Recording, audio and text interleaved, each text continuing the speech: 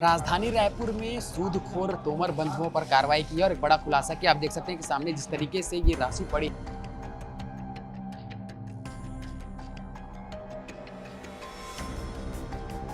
Sir, बड़ी कार्रवाई की गई है। लगातार लोगों को ब्लैकमेलिंग करके सूदखोरी करके ये रकम जो है वो कमाई गई थी। किस तरीके से पूरा कार्रवाई रही सर? छापेमार कार्रवाई आप लोगों द्वारा की गई? इसमें थाना तेलीबांधा में कुछ दिन पूर्व में एक अपराध पंजीबद्ध हुआ था। उस अपराध में आरोपी और उसके बाउंसर के द्वारा एक व्यवसायी के साथ में मारपीट की गई थी। पुलिस को पहले से पता था कि ये इसे क्रिमिनल रिकॉर्ड है। उस आधार पर लगातार पुलिस पता तलाश कर रही थी और जब पता चला कि नहीं मिल पा रहा है तो ऐसी भी सूचना पुलिस को मिली थी कि अपने घर में छिप के बैठा हुआ है। इस आधार पर न्यायालय से सर्च वारंट प्राप्त करके डिटेल एक टीम बना करके घरों की तलाशी ली गई। तलाशी के दौरान में उसके पास में 2 अवैध पिस्टल और फिर रिवाल्वर मिला। उसके साथ में जिंदा कारतूस मिला और 5 तलवार मिला।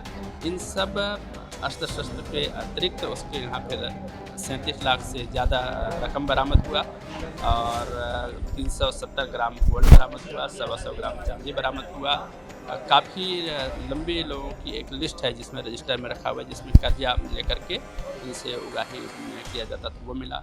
काफ़ी ज़्यादा संख्या में इसके पास में ई स्टाम्प मिले या फिर ज़मीनों से संबंधित रजिस्ट्री पेपर्स मिले, कुछ ब्लैंक चेक बुक मिला, कुछ बहुत सारे ATM मिले। तो इन सबसे प्रारंभिक जो हम लोगों को सूचना प्राप्त हो रही थी कि इसके द्वारा कर्जा के आड़ में अवैध वसूली और लोगों को धमकी दिया जाता है, तो इन सभी चीज़ों की भी पुष्टि हुई।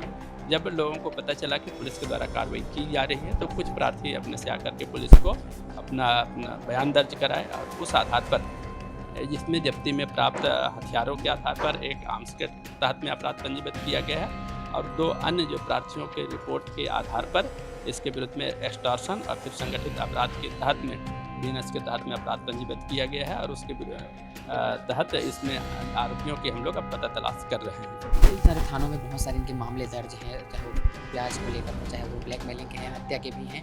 अंडा खिला लगाया करते थे सर। इस तरीके से इन्होंने कि अब तक और क्या प्रार्थी इसमें इतने सारे सामने आ रहे हैं आने वाले दिनों में? बताया कि जो कर्जा एक्ट के तहत में जो इसके द्वारा अलग अलग रजिस्टर का संचालित किया गया है, जिसमें कुछ को साप्ताहिक वसूली किया जाता था, कुछ को मंथली वसूली किया जाता था और जिस हिसाब से काफ़ी संख्या में स्टाम्प मिले हैं, ज़मीन से दस्तावेज मिले हैं, तो उससे एक अंदाज़ा तो लग रहा है कि कई लोग इसमें प्रताड़ित होंगे और कई इसमें प्रार्थी होंगे।